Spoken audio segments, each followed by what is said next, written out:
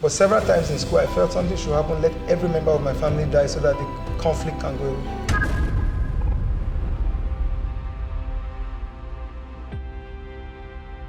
Our vision is to disciple the earth, one family at a time, teaching them God's true intention and purpose for family life, love, dating, and marriage.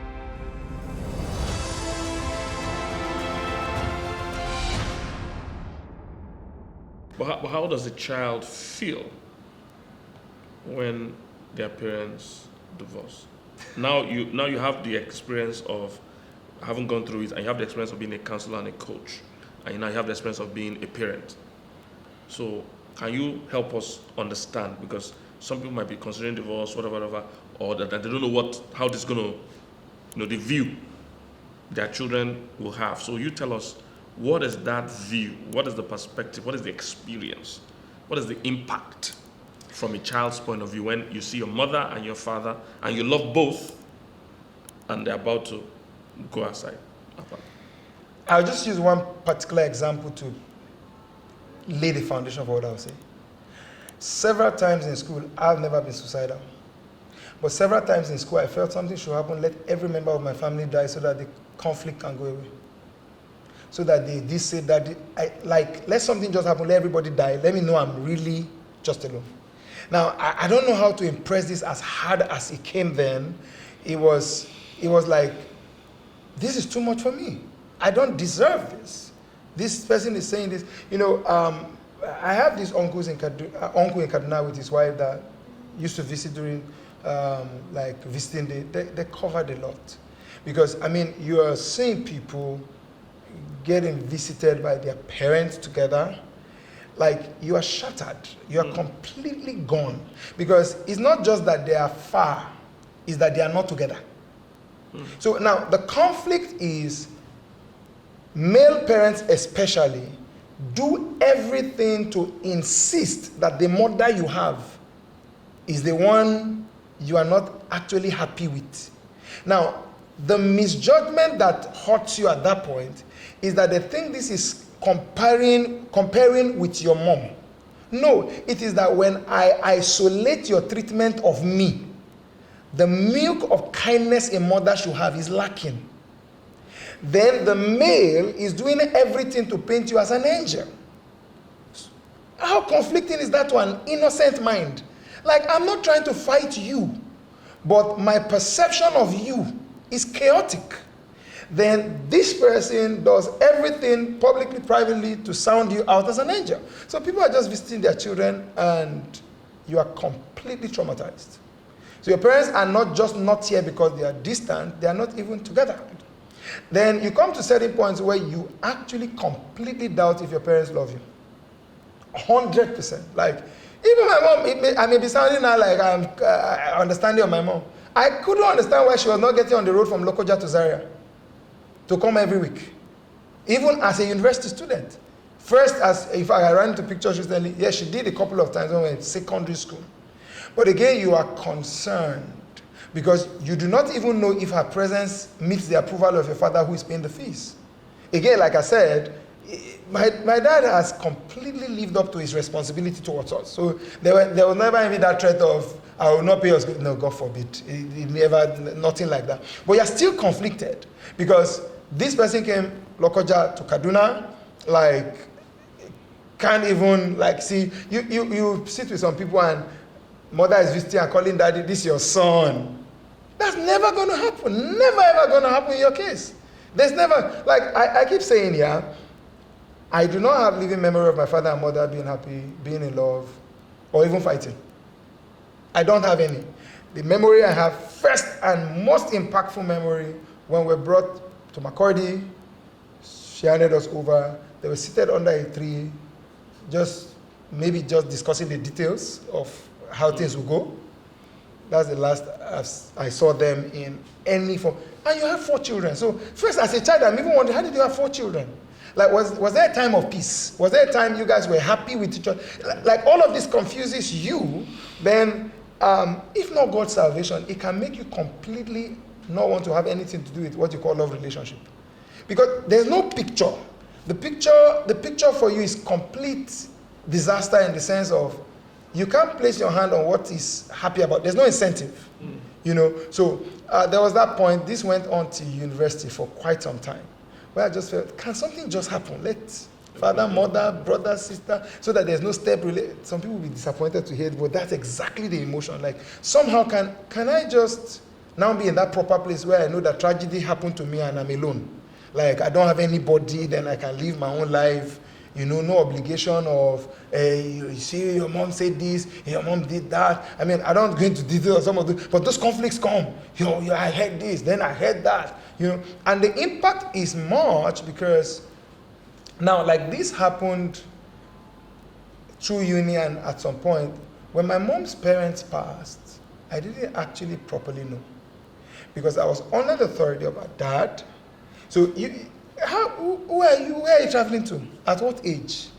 So that separation brings that, you know, that situation where you are going back, like between my grandparents passing from my mom's side and my mom, it's not a lot of years. But they are distant memory from when I was a child. And you see, conflict now lays foundation for further conflict.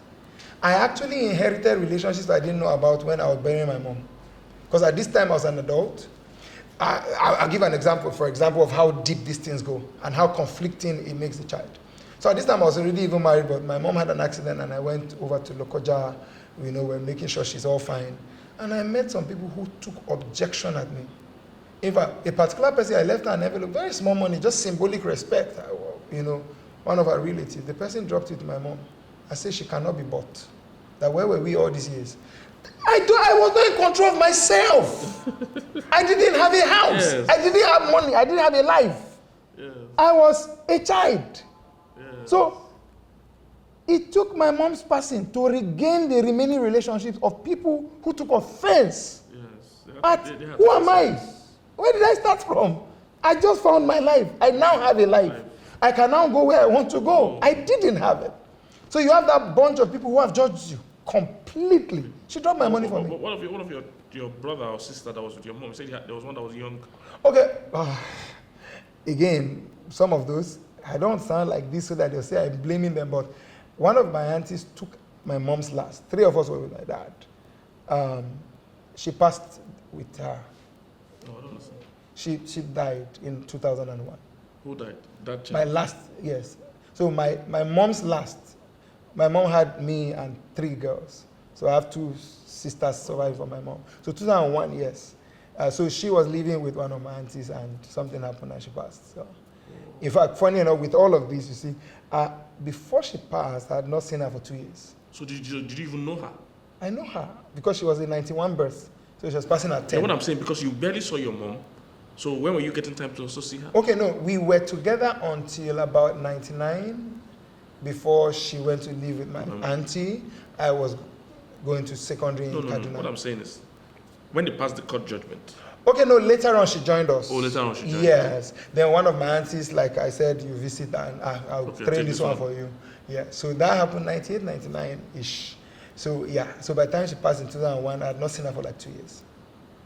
Yeah, so the last I remember of her, Gift was her name. Last I remember of her was at the park where we saw them off and we were all crying, and 2 years before she passed. Yeah, so, you know, see, well, let me now cap up on your question. When people consider divorce, people are so quick to talk about walking away, or I'm doing it for the children. They don't know what they're talking about. Several times as a lawyer, people just come to my office, I let them rant. And I'm like, okay, I'm going to speak to you as a son from a divorce situation. I'm going to speak to you as a professional stepson. I've been 3 times. I'm going to speak to you as someone who has navigated step relationships and the dynamics of it. Are you sure you just want to jump in? Because a lot of time, people actually jump into divorce with very much assumption, little on facts. They actually cannot relate to what will happen. You know, and I keep saying this, and for balance, if I did not know that my wife is the mother of my children, I would think she hates my children. My wife's discipline is very, very high. Julia grew up in total love, so she sees discipline with ease. I have this history, so I approach discipline with, you can beat a child and I enter the room and tear up small first before I get myself. But my wife is the one that taught me that tears has never killed a child. So imagine that for whatever reason, Julia was not your mother. That's the kind of step relationship thing we're talking about. Her disciplinary method will not sit well with me. So even some of the things some people are suspected step parents for, before you talk about whether a step parent is wicked or not, is false. So sometimes when people do that, like, I just look at them. Like, sometimes you're dealing with 5-year-old, 3-year-old, 2-year. I look at some of those people, both male and female. Do you know what you're talking about? Like some men, because of my profession, I've seen men who are not equipped at all to run a home, left to children. They have to trust those children to help, or trust those children to a woman they just brought in, whose capacity to handle step relationships they do not know nothing about. And because they want to entrench peace in their home, they'll keep defending the woman. And it happens vice versa. That's why you also have men who have raped and violated the children of their spouse. These are real. So when people, come in that way, I just look at them like divorce is, people talk about divorce like so freely, so easily, especially you see so many cases where you can work on this thing. You can go and subject yourself to counseling. You can just pipe low a bit. You can just, you can tolerate more. You see some of those things and you're like, and let me say this with every sense of responsibility. I've seen this through counseling and through people's cases a lot. More people bear way more with their subsequent spouses than their first spouse. Yes. But at that point, history is against you. Yes. Now only you. Yes. How many times will you remarry? So certain things you see someone bear later on with a later spouse. Their first spouse couldn't have tried it in their dreams. Yeah. They now realize that the same thing they could not walk through, they are now walking through the PhD level of it at this point. So it's not on the part of the children. I keep telling people I'm an escape generation, and plus that escape, I know what I had to face. Because one of the things I told Julia is the life I want to build, I have no precedent for. I don't have a living memory of how to live that life. So what I want us to build by God's grace is what I don't have reference for from where I'm from. So you are dealing with trauma that comes with it, a sense of whether you are loved or hated. I mean, you are battling, imagine battling for years, whether you are actually loved, based on your experience. You are dealing with that. Then you are dealing with even the tools of loving. When I was meeting Julia, that's why I'm quite passionate and firm with how I show love. Like, I did not have an example to say, this is how you now do it. So I had to force it to make sure I do. I had to look at some other marriages and say, that looks good, that looks good, that looks good. So people don't even know. Why do I say I'm an escape generation? A lot of children are not escaping. Because I'll make this point. If the person who has the moral duty to correct you failed, who is your boundary? Because if you were married multiple times, not judging now, and I say I'm not doing it again with my wife, what are you going to tell me? Like, I'll just look at you like, what are you going to say? So the moral ground for some children to picture a future that they can have in marriage is pulled off them like rug when some parents go apart. And when you say these things, people just feel like, hey, Christian counselors are coming again. They want to force people to stay together. The impact on a child is unimaginable. But was there at any point where you had to choose between your mom and your dad? Either in emotion or in reality or whatever? Well, I would say that I kind of escaped that because me, I've been stubborn, Shao. There were times I confronted rather.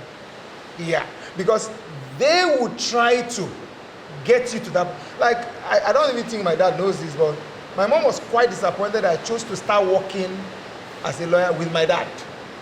Like, she kind of felt, she didn't overemphasize it, but I got the point. She kind of felt, find your life, go. Of course, in that space, she would judge that you're just going to take the wrong influence, this. She didn't have to say all of it, but she was disappointed. I had to no, I'm sorry. It's a decision. So this, and that also protected me because I could easily sink into the emotion she was talking about. Because don't forget, he had custody. So expressions, hurts that I've received from what he said or didn't say can make me judgmental enough to walk away. All right? So, and I could, like I said, I can withstand tough situation. I could have walked. Like the eyes that happen, you'd not have some things come to you, but you will move. You know, but I had to speak to her. Same thing under certain circumstances. I had to tell my dad, that's my mother. You know, because at this time you're getting your voice, you are becoming your own person. Yes, you are my father, you did, but that's my mom. All right, and I need to. So that's how I escaped that. Otherwise, parents will bring you there. But funny enough, the kind of parents I had, if I had fallen for that, they'll say want to come and be advising you that that's your mother. But you are the one that assists, or that's your father. And both of them did it. In fact, there are times that my mom would not challenge, that's your father. That's your, excuse me, ma, were you not the one that was vexing yesterday? Oh, that's my father now. So she would always, in fact, some people would be shocked to hear this because at some point, some people held the view that my mom was the reason we had some difficulty with my dad. The greatest message the woman preaches, honor your father. Like, after all the emotional vibrations, she will insist, you know, even to your stepmom. In fact, the person who taught us to honor stepmom and insist you don't do this, was my mom. You know, some people won't believe that, but it is what it is. She's the one that insisted. Because she was a believer to the core. She spent the rest of her life in prayer ministry. But we experienced a part of it quite directly. So she was alive to see 2 of her 3 children, and she did something remarkable that sent a major lesson to us. She was working for the government, like I said. I don't know how she did it, but once Julia's EDD is fixed, she arrives a month before the EDD and leaves a month after. Wow. Yeah, so even when my mom passed, for example, I think Julia missed her more at that point, seriously. So you see, because that stood out for me, because even some things I'll say about my dad and the family, because that failure does not necessarily end, you know, your participation in your children's life or how you can come in. So what mommy did was, the babies didn't sleep with us in the night. Yes. So she would just come for Julia to breastfeed like 2 or 3 times through the cycle of the night. And through the night, as you walk by her door, she's praying. She has the baby on her chest praying. Yeah. Whoa. Like such prayer investment, spent so much time. She was that kind of legacy, you know. And for the few years she had after we came into our own and had our home and all of that, she spent quite some time, you know, really investing prayer, words, you know, speaking to us about purpose and pushing us in the direction of fulfilling purpose, really. So, yeah, it's okay. So that's so powerful. That's so powerful. So, in trying to round up, so how did you transition from all these 4 stepmoms or 3 stepmoms, you know, all the situation, having your own mom and dad together, divorce, into becoming a notable voice in family life coaching and all that? Sometimes, you know, people will ask it differently, like maybe the trauma led me to want to help others. I wish I could say that it's not so. I just went on being a teacher that I was, or I am. I'm primarily a teacher. That's my, you know, core. I didn't even know, like, I would do this, to be honest. And the only thing I sense these pockets of this person, that person asked me relationship-related questions when we were in school, which I felt quite unqualified to talk about. Like, I'm not married, you know, but you find yourself, you know, helping people. That went on, but I just moved on. In fact, some people felt I had backsliding to a degree after university because I went into practice and I just continued to serve in my church. Now, this is someone who was doing programs in a way you think you would just become a pastor after school. That didn't happen. Like, I went back to, I was chief usher at the point. I was serving in different departments, just being a Christian. But something happened which was the major turning point, you know, quite unconnected to whether it's trying to help society not to suffer like I suffered. Now I can talk about that, but that was not the motivation. So 2013, I end up in Aberdeen to do my master's. Nigerian man who climbs mountains to look for data is now swimming in data. Data everywhere, like internet. Yeah. I had 2 lectures for the week, 2 hours each. That's how easy the master's was. 4 hours for me. No. Of course, they were giving a lot of materials to read. But I schooled in Nigeria where I used to stress. It was too cheap. So I had a lot of time. And I was not even working. I worked for a bit at some point. But I had a lot of time. So I just started blogging. And everything I write would be relationship advice. Like, it was just like flowing and flowing. In fact, that blog across 1 year is the source material for my book, Help I'm in Love. Yeah. So I just kept blogging, then started Facebook series. Like, I would write 50 points on dating, on courtship. Okay, yeah. I read things in the past for myself, or, paid attention to the Bible for myself. But this was coming out and coming. So that just continued. Then people were following. People were asking questions. I'm like, okay. Like, so I tell people that it's not vision I saw or angel appeared or my trauma pushed me or go and help people. Yeah. I was just writing. And I had a lot of times to write. Right. Prior to that time, yes, I'm a gifted writer. But it was just relationship, marriage, really.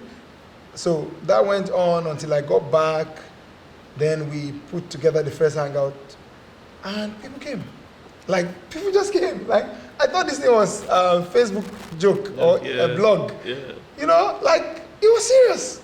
And the grace just continued to, when it's welling up. Yes. Then, of course, now going back to my background, you just see sense as to why help somebody out there. Particularly that my parents did not pretend about the fact that this is not the picture. This is a wrong picture. But that's a lot of what we're facing now. People are glamorizing being single moms or single dads or divorced. They're trying to make it still look acceptable that, a lot of people, because there's nothing as difficult as counseling someone that came from a broken home that he should not break his home. He just feels, but I'm okay. I came from a broken home. So what's there? The kids will be fine. Or everybody, exactly. They just can't relate. But parents now, because some people may be watching who unfortunately are already broken, yes. You need to act like my mom and dad. Yes. Like they did not moralize it. Yes. So don't moralize your failure. Don't make it look like the standard. It's not the norm. Yes. It's not the standard. It's below the mark. It may be a tough thing to, do I even consider it a tough thing? Because if you really love your children, you should be able to say, this is not the standard. I failed there, you don't have to fail there. In fact, that's about the biggest thing in terms of family life that my dad has contributed to me in his words. Straight up, you don't have to. Like, I've been through certain things that I do not wish for you. That helps you. That strengthens you from somewhere to know that, this is not being moralized, this is not being made a standard. And some people need to pass that on. You may have, unfortunately. And some other people are watching, restoration is possible. Yes. Aha! So don't also say, okay, that's it. It's not the end for a lot of people. Some people have come back after many years of being apart. Of course, there's work, which is why you go and see a professional to help you through the journey, help you, not just emotionally get back, but decisionally get back. Yes. But let's not moralize what is wrong. It's wrong is wrong. Yeah, absolutely. All right. Interesting story. So, thank you for coming. A pleasure, sir. Thank you for coming. Thank you, everybody, for watching. Don't forget to like, share, subscribe, and all those things. We'll probably move from here into some of the legal aspects of marriage, because that is where he's also very, very trained and professional. So, look forward to seeing you in the next video. God bless you.